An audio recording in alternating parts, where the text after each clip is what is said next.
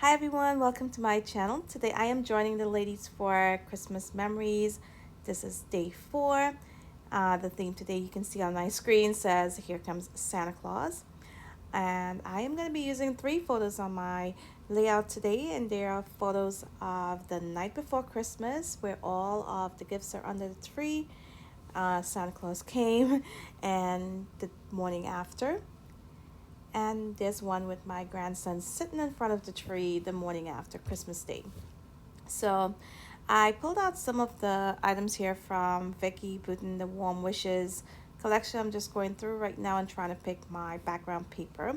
And before I forget, I want to let you guys know that everyone participating today will be linked down in my description box, so be sure to go on over after watching my video and see their take on this prompt today. Here comes Santa Claus. I will be joining the ladies a few more times throughout the month for this series, but not every day. But every day there will be a different prompt. So if you're enjoying the series, be sure to check out the links below and visit them each day. Some of the ladies are actually doing every day, so lots and lots of inspiration this month for getting your Christmas photos documented. So here I choose this background paper here with all of the script on there. I believe I pulled it up and give you a close-up look at what it says. Really, really tiny script, and I think I'm going to do that actually right now. Yeah, and you can see it's a really lovely green on a white background, and I loved how it looked with my photos. I do cut my photos down a little bit. I think they're well, they are originally 4 by 6, and I cut them down to about 3.5 by 6, so they'll fit a little better on my layout. So right now I knew I wanted to have my pattern paper matted on a cardstock, and I decided to go with the white. I'm gonna gut this cardstock first because you're not gonna be seeing the part that I'm removing, and I'm gonna use that actually to mat my photos on in just a few moments. So I'm gutting my cardstock right now, and then I'll go ahead and trim my pattern paper down to 11.5 by 11.5. Now once I finish trimming this paper, I will use this ink pad. It's the New England Ivy color from Close to My Heart, and I'm just inking up the edges of my pattern paper before adding it to that cardstock. You can see here I'm also inking the edges of the cardstock, but I decided I wanted a little more on there than I was getting from just using the ink pad directly on the cardstock. So I'm using my finger dauber right now to make sure I get some on top of the cardstock as well. And you can see it's kind of messy looking, but that's the look I was going for. So now I'm going to go ahead and adhere this, and I'm just showing you I usually just add adhesive to one side, make sure it's nice and centered, and then I will go in and add adhesive to the other sides of the paper. So I wanted to add some more details to the background. I decided to grab one of these stencils, and these are stencils from the same collection by Vicki Boutin, the Warm Wishes collection. And this is such a lovely design. Now I recently got a question. I did a layout recently, and a lot of the stenciling was hidden behind my photos, and I had the question, why do you do the beautiful stenciling here? It's so beautiful when it's done, but then it gets hidden, you know. And when I start off, like right now, I know it's pretty much going to be a detail in the background. I have no intention for it to be standing out um, on this layout because I know I have 3 pretty large photos already, so a lot of this is going to get covered up, but I want it to be that beautiful detail in the background. There are some layouts that I do where this stencil will stand out a lot more, but for some layouts, of course, it's just going to be a detail, and that's perfectly fine with me. Now I really love this stencil. I love how this design looks, so I feel I want to do a layout where this is a huge part of the design instead of just a detail. So I might do that pretty soon. But right now I'm just adding the stenciling using some white texture paste and my Nuvo silicone brush there, and I'm adding it to two corners.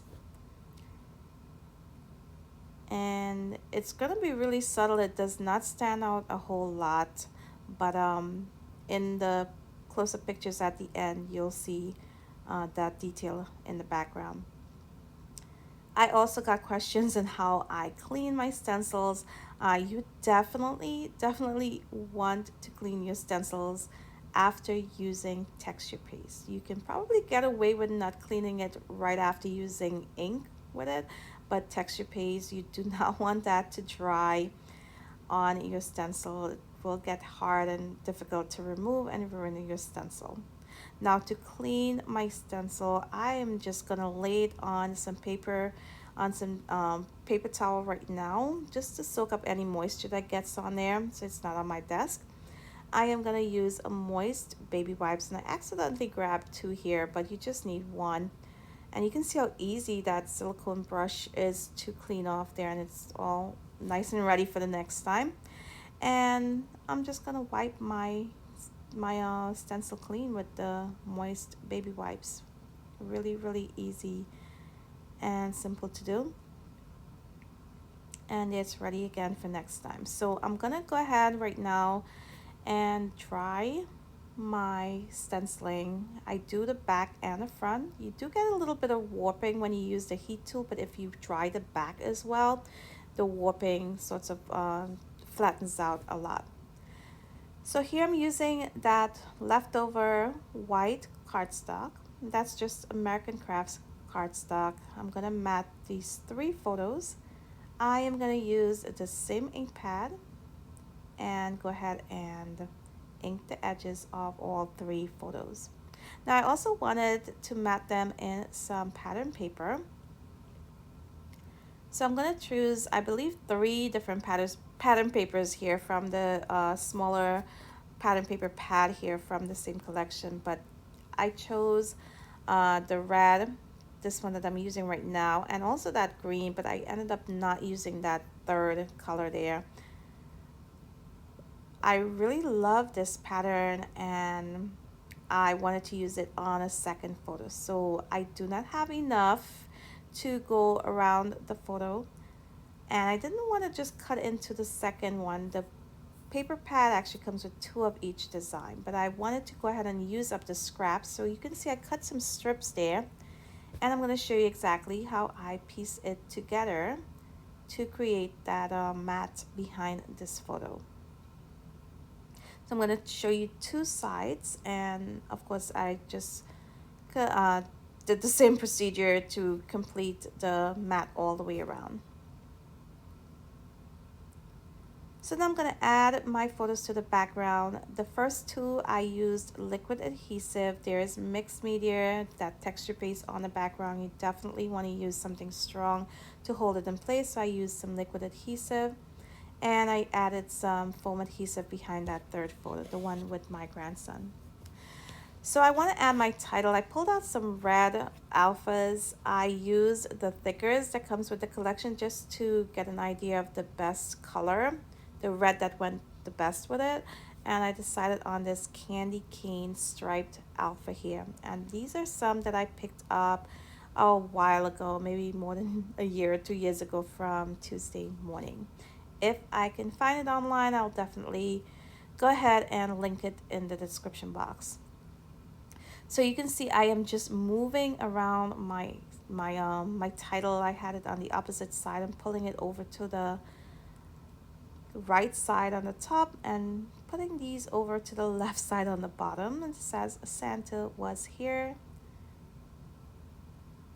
Now you can see the stenciling. I also used the finger dauber with whatever was left over on it with the ink pad, and I added a little bit to the stenciling. So I'm staggering the alphas here. They're not going to be lined up straight, and I'm adding those to the top and bottom.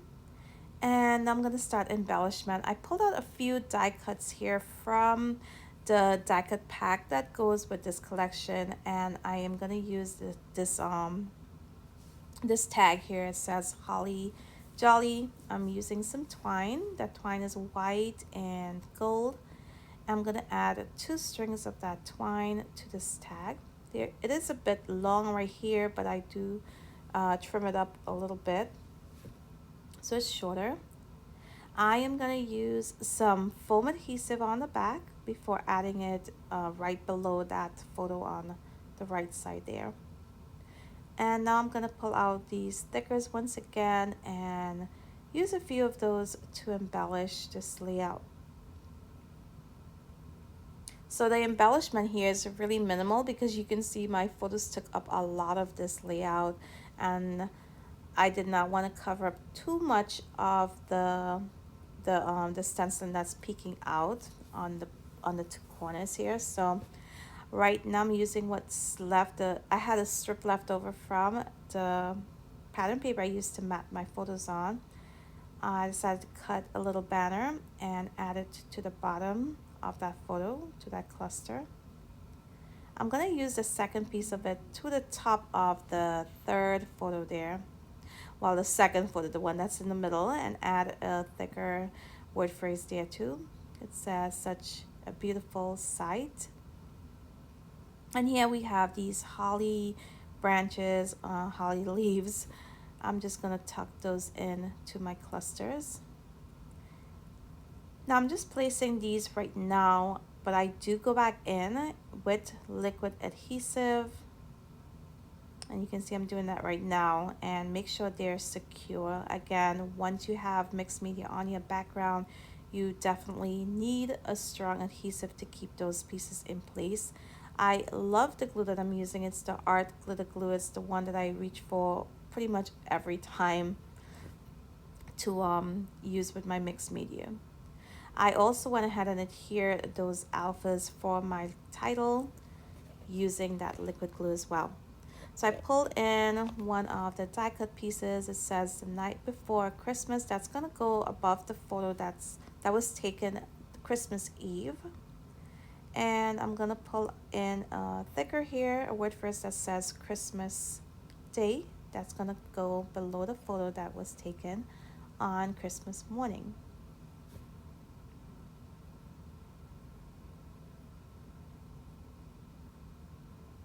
So I decided to add a little bit more to the cluster that's on the top left here. I cut a label in half because you're not going to see the part that's going to be tucked under that die cut there. So I cut it in half. I'm going to save the other half for another project, and I just added a little bit more to that cluster. I'm just adding in a word verse. It says memories. And I wanted to add a little bit more, so I'm pressing some of the ink into the lid of the ink pad, the same ink pad. This goes perfectly with the green in this collection, by the way. And I'm using my water brush right now to create, to loosen it up and use it to add some splatters to my layout. Really carefully making sure I don't get it on my photo now. You'll see something I noticed when I was adding in the splatters. I'm going to bring it up close to the camera. I added my photos on there, not realizing that my text on the background paper there is upside down. So unless someone really goes in and want to read what's written on that text, you probably won't notice, but it is upside down. It's perfectly fine. I'm not stressing over it, but I just wanted to point out that, yeah, I messed up there. But I absolutely love how this turned out. I do love that text paper, and I wish I had another one of it. I really love that design. I hope you guys enjoyed the process today. I hope you join me again. I will be joining the ladies in a few more videos coming up soon with this series. I love it. I love the prompts, and be sure to check out my description box. Go on over and check out their layouts as well today. And I want to thank y'all for watching. So until my next video, bye.